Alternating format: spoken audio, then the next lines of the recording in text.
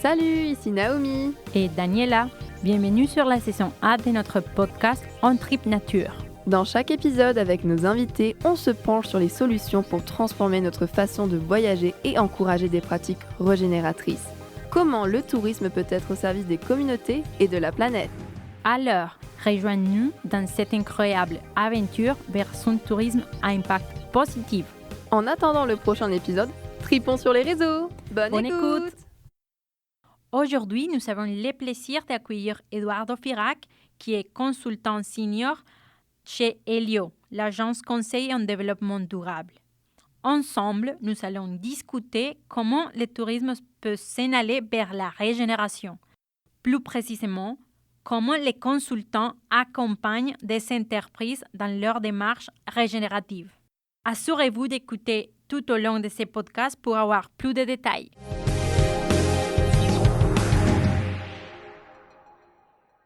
Bonjour Eduardo, comment vas-tu? Ça va très très bien, merci de m'inviter. Merci beaucoup d'être avec nous. Et comme d'habitude, avant de commencer, nous allons t'introduire à l'audience. Donc, tu es consultant senior en développement durable chez Elio. C'est une agence conseil en développement durable au Québec. Et avant cela, tu as participé à une recherche-action au sein d'un centre de recherche transdisciplinaire axé sur le développement territorial durable dans le sud du Brésil. À ce moment, tu as abordé notamment le tourisme écologique et communautaire. Donc c'est en 2016 que tu arrives au Québec pour poursuivre tes études avec un doctorat en environnement et que tu es devenu consultant en stratégie durable et régénératrice dans différents secteurs, dont notamment le tourisme. Depuis, tu as eu la chance d'accompagner des organisations touristiques pour qu'elles intègrent des pratiques régénératrices dans leur modèle d'affaires. Alors c'est pour ça qu'on t'a invité aujourd'hui et qu'on a énormément de questions à te poser là-dessus et d'avoir ton côté un petit peu sur le terrain, pratico-pratique. Donc commençons. C'était un professeur d'HEC qui nous a fait la connexion avec toi, justement parce que vous avez partagé un covoiturage. Donc les premières questions, c'est comment vois-tu les rôles des consultants pour mener bien à la transition de l'industrie touristique vers la régénération? Ben en fait, c'est ça. Je pense que les organisations, ils ont un peu besoin d'éclairer un peu c'est quoi les thèmes, ça veut dire quoi exactement dans la vraie vie. Donc, je pense que les rôles du consultant, c'est d'amener un peu cette vulgariser en concept. C'est quoi exactement que ça prend pour faire du tourisme régénératif. Il faut régénérer, donc tu penses que c'est un sujet que c'est nécessaire maintenant? Je dirais que oui. Si on va rentrer un peu, ça veut dire quoi les touristes régénératifs? Si on sait que l'environnement ne va pas très bien, qu'il faut régénérer. Donc, c'est dans ce sens-là que le consultant, il vient un peu, OK, on est un pont entre la science et la réalité. Nous nous concentrons beaucoup sur ce podcast sur le tourisme régénératif. De ce que j'ai compris, tu as déjà aidé diverses organisations dans ces démarches. Et selon toi, comment ton accompagnement leur permet vraiment au final d'intégrer ces pratiques régénératrices? Comment tu les aides dans ces démarches? Des fois, une organisation qui est très dans l'opérationnel, elle veut aller tout de suite, OK, comment on fait ça, puis comment on met en place, etc. Mais je dirais que les consultants en stratégie, ils viennent, OK, là, vous voulez prendre ces virages, donc, OK, il faut développer une vision. Donc, on va aller développer la vision où on veut s'en aller d'ici 25 ans. Puis, il faut former les parties prenantes parce qu'il faut quand même, il y a plusieurs étapes à suivre pour entamer un processus territorial de tourisme régénératif. D'accord, donc il y a plusieurs d'étapes. Est-ce que tu pourrais un peu élaborer plus ces étapes et comment toi tu les supervises en quelque sorte avec eux? Absolument. Ben, en fait, ça part un peu en approche très standardisée de la planification stratégique, mais dans ces cas, plutôt dans une orientée vers les tourismes régénératifs. Toujours, on commence avec une formation pour les gens qui veulent mener une telle initiative. Puis donc, on forme les comités, on forme les gens qui font partie du comité en tourisme. C'est quoi exactement les tourismes régénératifs pour qu'on puisse entamer une démarche? Ça, c'est la première étape. Donc, avoir un langage commun.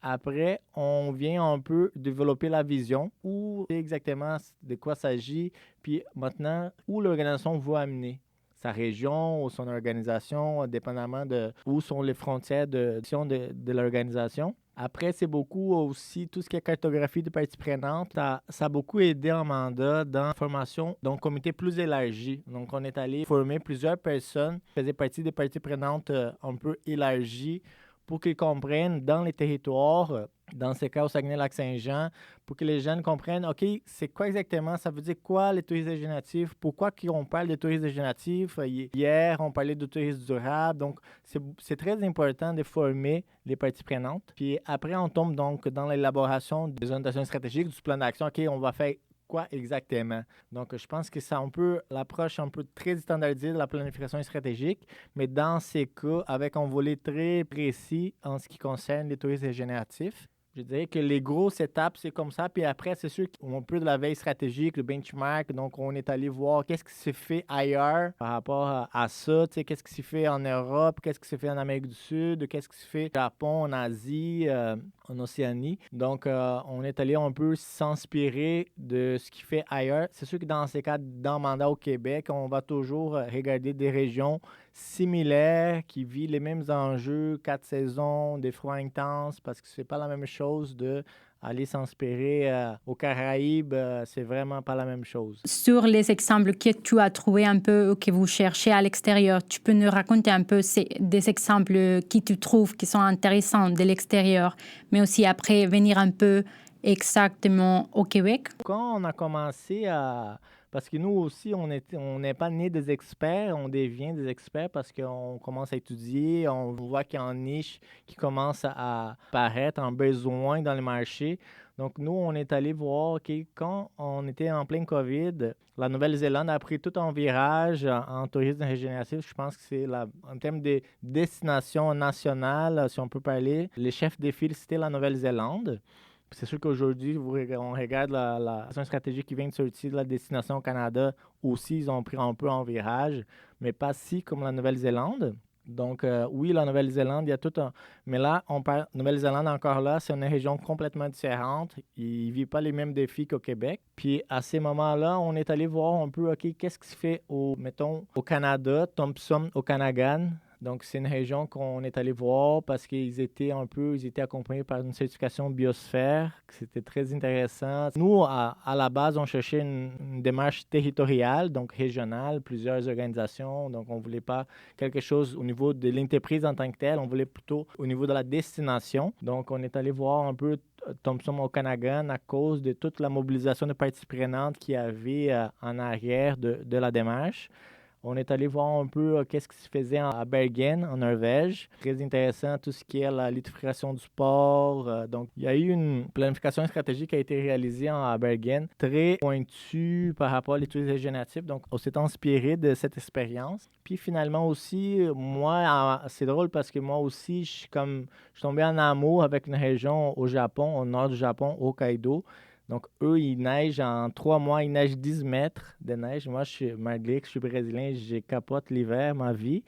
Donc, j'aime beaucoup la neige. Puis, c'est sûr que cette région, le fait qu'il neige juste 3 mois, mais 10 mètres, donc il y a beaucoup de neige, il y a beaucoup de choses à gérer. Donc, c'est une destination skidoo, etc. Donc, on est allé voir un peu qu'est-ce qu'ils faisaient, surtout concernant au Japon. On a au Japon tout ce qui est valorisation d'identité culturelle, donc les aînés, donc toute cette partie de valorisation culturelle qui était très, très marquant dans ces cas. Puis la dernière année, ça a explosé la régénération, l'approche régénérative. Donc, c'est sûr qu'il y a de plus en plus, il y a beaucoup de choses qui ont été mises en place. Mais pourrais-tu nous donner un exemple un peu plus concret, vraiment qu'on puisse visualiser? Parce que là, ça nous paraît encore très abstrait, mais vraiment entrer plus dans les détails. Ben, c'est le genre de questions que nos clients ils nous demandent, OK, concrètement, ça veut dire quoi? Ça mange quoi en hiver? Si on prend, mettons, un exemple d'un voyageur ou, mettons, une entreprise, mais en fait, ça mobilise même les 3 personnages dans ces cas. Ça serait, mettons, on y va dans une région, au Japon, puis on participe à régénérer les sentiers. Donc, à rebâtir les sentiers pour préserver l'écosystème. Donc, c'est sûr que c'est un peu que tu fais du tourisme, tu te déplaces, puis en plus, à la fin de ton séjour, tu as laissé la destination un petit peu mieux qu'elle était auparavant. Donc ça, c'est d'un côté voyageur. Côté citoyen qui vit la région, moi, je dirais que c'est beaucoup la valorisation de l'identité du local. Parce que c'est sûr qu'il y a le régénératif, Ça veut dire un peu, oui, les écosystèmes, bien évidemment, mais il y a beaucoup la gestion de parties prenantes. Puis, il y a aussi tout ce qui est identité culturelle. Donc, c'est sûr qu'on ne parle pas, OK, on veut régénérer l'environnement. Oui, absolument, il faut. Mais il y a aussi tout ce qui est, OK, on veut garder, on veut valoriser une identité culturelle. Donc, du point de vue du citoyen, c'est vraiment être dans une démarche qui sent que le secteur touristique, il valorise son identité à lui. Donc, ça, il y a quand même une fierté, je dirais, régionale qui est renforcée par ce genre d'expérience qui, OK, là, mon identité à moi, c'est pas comme on favorise pas un tourisme de masse. Donc, on évite les sous-tourismes. Donc, il y a, je pense, du côté du citoyen, il y a dans quelque chose on attire des gens qui veulent connaître notre région. Qu'est-ce qu'on fait? Qu'est-ce qui est différent ici, chez nous? Donc, je pense qu'il y a beaucoup en lien des fiertés locales, fiertés identitaires que le tourisme régénératif apporte aux gens du local. Et d'un point de vue du coup business, parce que là on a parlé citoyen, on a parlé voyageurs, mais du coup business d'un point de vue du coup d'une entreprise et pour celui de la destination, comment ça s'exprimerait? Moi, je dirais que du côté entreprise, business, jeu de valeur, dans ces cas, c'est beaucoup rendre ses employés fiers. Donc, une organisation qui s'y met, ça veut dire que ses employés vont être fiers d'une organisation qui axée sur tout ce qui est identité culturelle, la régénération de l'environnement. Donc, il y a le côté, tout ce qui est attrait et rétention des talents. Ça, c'est sûr et évident, surtout au Québec ces temps-ci. Je dirais aussi tout ce qui est une relation gagnant-gagnant. Parce qu'un peu, les organisations, les mondes des affaires, eux, ils travaillent avec plusieurs parties prenantes pour développer des initiatives qui font du bien à la communauté. C'est bien que tu as mis ces sujets au thème parce qu'on avait aussi question justement par rapport aux entreprises. Elio, comment mesure l'impact de ces projets? C'est quoi les indicateurs que vous utilisez justement pour savoir si les changements que vous êtes en train de faire, il y a un impact positif dans chaque entreprise, dans chaque région? Donc, par rapport aux indicateurs, je dirais qu'il y a un point qu'il faut quand même prendre en considération au niveau du conseil, que nous, on ne vient jamais avec des affaires prêtes. Donc, on va élaborer avec la communauté. C'est sûr qu'on a plusieurs, mettons, exemples d'indicateurs, bien évidemment, qu'on va l'utiliser, on va proposer. On va élaborer ensemble les indicateurs avec les clients, peu importe la taille, la couleur, les frontières du mandat ou du mandat du client, mettons, dans ce cas, qui peut être une entreprise ou peut être aussi une association touristique régionale ou une ATR au Québec. Donc, cela dit, moi, je dirais qu'il y a beaucoup d'indicateurs qui viennent du tourisme durable parce que c'est sûr que tout ce qui est, mettons, économie d'énergie, efficacité énergétique, consommation d'eau, donc, je pense que tous les indicateurs qui viennent du tourisme durable, ils sont très intéressants. Je pense qu'il faut l'utiliser. C'est pas comme, OK, maintenant on fait du tourisme régénératif, puis on abandonne tout ce qui a été réalisé avec le tourisme durable.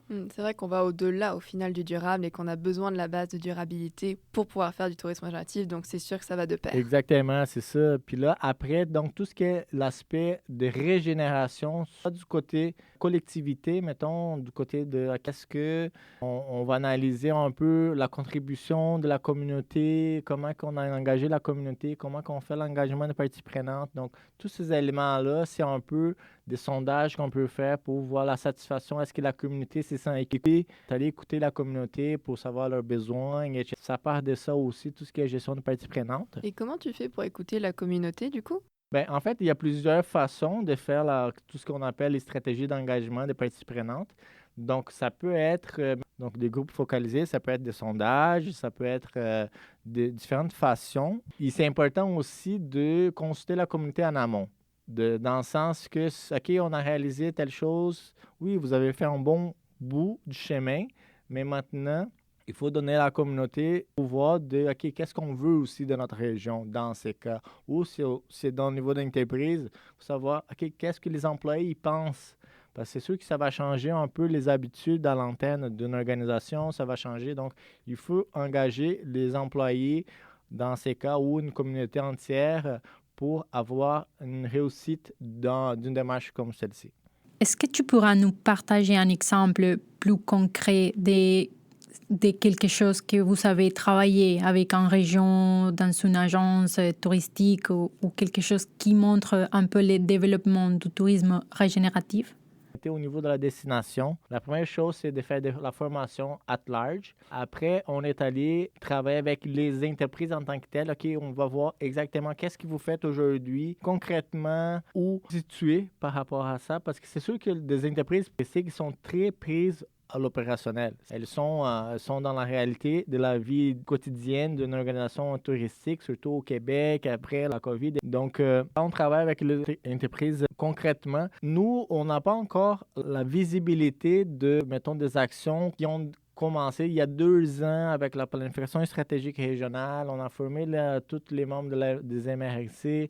Là, on travaille avec toute une cohorte de 10 organisations entreprises, des hôtels, que des fois, on pense, c'est quoi les tourismes régénératifs? Surtout au Québec, on parle beaucoup d'étirer la saison de tourisme, qui fait partie du tourisme régénératif parce qu'il fait en sorte que l'économie d'une région ait vie l'année longue. Après, il y a tout ce qui est réduction. Donc, changement des habitudes par rapport aux âges uniques, etc. Donc, tout ce qui est compensation, comme je vous dis tantôt, là, oui, on tombe encore dans le tourisme durable, mais c'est sûr qu'il faut compenser, ne pas causer du dégât.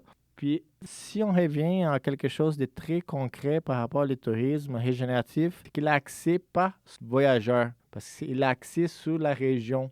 Donc, c'est pour ça qu'il y a beaucoup d'engagement de parties prenantes, beaucoup de mobilisation, de formation avec les citoyens et d'autres acteurs. Donc, c'est vraiment ça change un peu la donne de dire, OK, c'est une entreprise touristique, mais qui va savoir qu'est-ce que ma région veut aussi de sa région. Donc, c'est important parce que c'est une expérience axée sur la culture locale. Parce que oui, c'est vrai qu'on prend plutôt des approches locales et non des approches génériques. Donc, c'est aussi ça qui fait que c'est le jet du tourisme régénératif en ce sens. Le tourisme régénératif, du coup, est un concept assez nouveau, comme on le sait. Et je sais que ça peut être des fois compliqué à aborder en ce sens. Et c'est pour ça que je me demandais, à travers tes recherches, comment du coup un peu ça se passe, puisque je suppose que tu lis beaucoup sur le tourisme régénératif pour du coup donner les meilleurs conseils. Tu t'inspires de beaucoup d'exemples comme tu nous as expliqué. Comment tu le ressens au final? Mais très bonne question. C'est sûr que c'est une approche très nouveau, malgré, comme je disais tantôt, là, on a des pratiques, ça fait un peu longtemps. Puis moi, j'ai eu la chance, comme vous avez nommé tout au début du podcast, de faire partie d'une recherche-action avec tout un territoire au sud du Brésil. Donc oui, depuis longtemps qu'on travaille avec abandonner l'idée du touriste qui vient juste pour étirer. On veut apporter, je pense que c'est toute une vague aujourd'hui que les touristes ils veulent donner du sens. On veut aujourd'hui donner du sens à notre travail, on veut donner du sens à notre vie, on veut donner du sens à notre voyage aussi. On veut aller dans un endroit qui, après, quand je passe, j'ai des souvenirs qui, moi, je vais améliorer cette région. Donc, je pense que c'est un peu cette quête de sens que c'est pour ça que les touristes régénératifs, ils reviennent, ils arrivent, il y a de plus en plus, on entend beaucoup cette idée de donner du sens à son voyage. Comment donner du sens à un voyageur, comment qui fait que mon entreprise, elle donne du sens à sa communauté, puis la communauté, comment que travaille avec les voyageurs puis les entreprises pour faire fleurir mon identité, mon endroit, mon paysage, où je suis né, où j'ai adopté comme région. Puis nous, comme consultants, on est très excités d'accompagner ce genre de clients, ce genre de démarches. Et du coup, toi, en tant que consultant, en fait, tu leur permets de comprendre, en fait, qui ils sont et quels sont leurs besoins, c'est ça? Oui, tout à fait, parce qu'en fait, en général, on aime beaucoup cette partie. Je pense que je me répète là par rapport à la gestion de parties prenantes, mais c'est comme comment qu'une région y vient en tourisme, en approche touristique, elle vient répondre à des enjeux locaux. Parce que c'est sûr que, mettons, si on va en Mauricie, on s'en va au Saguenay, en Montérégie, à chaque région, il y a des enjeux très locaux. Comment que les tourismes, il peut répondre en enjeux locaux à la main-d'œuvre ou comment qu'on peut, par rapport, mettons, à Montérégie, l'agriculture, comment qu'on peut mettre tout ça en valeur. C'est toujours, OK, comment on peut répondre avec les touristes des enjeux locaux. C'est ça une des solutions qu'on va travailler avec les clients dans une perspective de tourisme régénératif. Donc tu es un peu leur traducteur, si tu veux, en quelque sorte, pour qu'ils comprennent vraiment leurs ressources, leurs besoins, leurs défis. Et tu es là pour les aider dans ce processus, pour qu'ils puissent, du coup, partir plus sur du tourisme régénératif. Quand on fait un changement aussi profond que le tourisme régénératif, on cherche vraiment à changer les mentalités. Est-ce que dans ton rôle de consultant, du coup, vous avez eu affaire peut-être à de la résistance au changement ou même avez vécu ou êtes passé à travers d'autres flags, de choses qui pourraient vous empêcher au final de vraiment réussir ou mener à bien ce changement de pair avec les destinations et les entreprises que vous accompagnez? Comme consultant, on est tout le temps, on se départ face aux résistances au changement. Ça fait partie un peu le rôle du consultant. Il doit avoir des outils pour désamorcer ce genre de situations parce que c'est sûr que dans une équipe, dans une démarche, il y a toujours un peu la résistance au changement. Dans une démarche comme du tourisme régénératif, je dirais qu'une chose, c'est toujours de travailler en amont. C'est déjà un bon point pour diminuer cette résistance au changement parce qu'on travaille en amont. Dans le cadre d'une destination, on parle avec toutes les communautés qui vont être impactées, avec les MRC dans ces cas. Dans une entreprise, on parle avec les employés. OK, on prend ces virages. Qu'est-ce que vous en pensez? Comment que ça pourrait être? On fait la formation. OK, ça veut dire quoi exactement? Ça mange quoi en hiver? Donc, il faut parler aux parties prenantes. Je dirais que ça, c'est un passage obligatoire pour la réussite d'une démarche pour contrer la résistance au changement, bien évidemment. Puis après, avoir aussi des exemples inspirants. C'est sûr que ça prend des entrepreneurs qui sont visionnaires ou des destinations qui ont pris des virages. Donc, je pense que c'est toujours bien d'amener des éléments inspirants. Ah, voici telle personne a fait ça. Voici telle destination a pris ces virages. Des exemples inspirants, ça aide parce que ça rend concret puis du théorique. Donc, je pense que le travail du consultant, c'est toujours faire cet exercice de voici les concepts qui sortent de la science ou qui sortent de dernier développement du concept, etc. L'évolution du concept dans ces cas de tourisme durable. OK, on parle de régénératif, ça veut dire quoi exactement? Donc, c'est toujours cette capacité de vulgariser pour plusieurs types de profils. Parce qu'il y a des gens toujours autour de la table, il y a des gens plus visionnaires, il y a des gens plus pragmatiques, il y a des gens plus analytiques. Donc, il faut aller nourrir les cerveaux de chaque profil des personnes. Les visionnaires, voici les éléments inspirants. Les pragmatiques, voici des exemples concrets. L'analytique, voici les données qui ressortent des entreprises, des destinations qui ont fait ça. Voici qu'est-ce que les voyageurs ils demandent de plus en plus, les statistiques, les chiffres. Donc, il faut avoir un bon boîte d'outils pour répondre à plusieurs besoins qui sont toujours autour de la table. C'est vrai qu'on n'est jamais seul à prendre les décisions, donc il faut un peu faire plaisir à tout le monde et parler au final le langage de chaque personne présente à cette table pour réussir au final à faire ce changement qu'est le tourisme régénératif. C'est vrai, je suis entièrement d'accord. Tu viens juste de toucher un point qui est très compliqué justement au secteur du tourisme et c'est les données. Trouver des données actualisées. Comment vous trouvez ça pour donner des exemples concrets aux personnes, au profil analytique? Chercher les données, ça peut passer des heures et des heures. Ils sont proches de la réalité du client. Donc, mettons ici au Québec, on a quand même la chaire du tourisme Transat. Beaucoup de données qui sont sorties récemment aux Destinations Canada. Donc, je pense que le secteur touristique, c'est quand même un secteur qui a beaucoup de données. Qu'est-ce que les voyageurs veulent, les entreprises. Donc, après, c'est toujours difficile de mesurer tout ce qui est plus qualitatif. Comment qu'on peut donner des données quantitatives pour des enjeux qualitatifs. Ça va être toujours les défis. Puis là, on tombe dans une difficulté que je pense que tous les consultants, même les chercheurs, c'est difficile de s'en sortir facilement de questions de données qualitatives. Oui, parce que nous aussi, c'est vrai que quand on a recherché justement, j'ai aussi écrit ma propre revue académique sur le tourisme régénératif et j'avais beaucoup de mal en fait à trouver vraiment des données sur les impacts en fait que le tourisme pouvait avoir pour une région spécifique ou un lieu donné. Et c'est pour ça que je trouvais ça très complexe et je me demandais du coup comment vous faisiez, vous en tant que consultant aussi, pour y remédier ou pour apporter justement des données concrètes sur les impacts négatifs du tourisme à vos clients.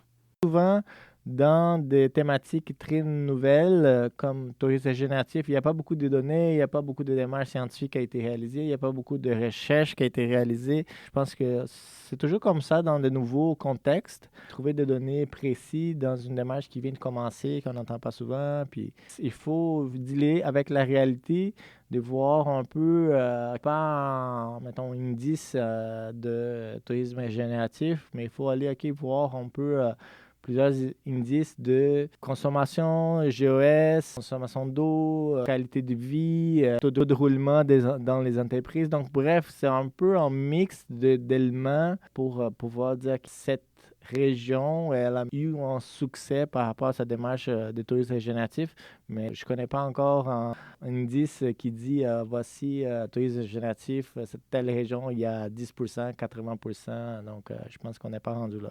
C'est vrai, pas encore, mais on l'espère peut-être prochainement. Et surtout aussi avec ce podcast, comme vous le savez, c'est aussi une plateforme vraiment de découverte collective. Donc on espère y répondre ensemble à toutes ces questions et encore à tous ces petits endroits un peu encore obscurs. Et on espère vraiment les élucider à travers d'autres épisodes. Quand on dit le tourisme énergétique, c'est quelque chose qui est à la fois qui est un mot nouveau et qui devient un peu un buzzword, si on veut. Mais bon, il faut qu'on fasse attention quand même à ce que ça ne soit pas un peu comme durable et mis un peu à toutes les sauces. Est-ce que tu auras des conseils justement là-dessus pour pas que ça devienne juste un buzzword, mais qu'il y ait vraiment une signification derrière et que quand on parle de régénératif, qu'il y ait des actions concrètes? Moi, je dirais qu'il va toujours avoir une appropriation du concept. C'est toujours ça, les marchés, ils font ça, il est très bien. Bientôt, on va avoir des grands groupes touristiques qui vont utiliser les mots. Donc, je pense qu'il ne faut pas avoir peur de cette appropriation du concept par des grands joueurs touristiques. Ça fait partie de la vie. Ça a été ça avec durable et ça va être ça avec régénératif. Mais je pense que ce qui est important, voir qu'est-ce qu'il y a en arrière d'une expérience. Donc, est-ce que la communauté, elle se sent reflétée, elle se sent pris en considération dans ce type de démarche. Donc, l'autre, est-ce que l'environnement, comment on prend soin de l'environnement? Est-ce que c'est du sac plastique partout ou est-ce qu'il y a vraiment des aptitudes de l'achat local? On n'en a pas beaucoup parlé, mais il y a tout ce qui est l'achat local. Les propriétaires sont locaux. Est-ce que les fournisseurs, l'approvisionnement? Donc, je pense que c'est voir qu'est-ce qu'il y a en arrière de tous les mots pour voir est-ce que c'est local, est-ce que régénère vraiment. Ce genre de questions pour les voyageurs, mais aussi pour les entreprises, pour ne pas tomber dans les greenwashing qu'on appelle, puis de faire la chose pour de vrai. Et oui, c'est vrai que c'est important de faire les choses vraiment, et c'est toujours un petit peu plus compliqué, c'est toujours de dire que de faire. Donc c'est vrai qu'il faut faire aussi un petit peu attention avec ça et l'emploi de ces mots pour être sûr que ça résonne vraiment, la signification vraiment de régénératif. Mais comme tu dis, si on se pose les bonnes questions et qu'on regarde vraiment derrière et qu'on cherche un peu à gratter, là on le saura.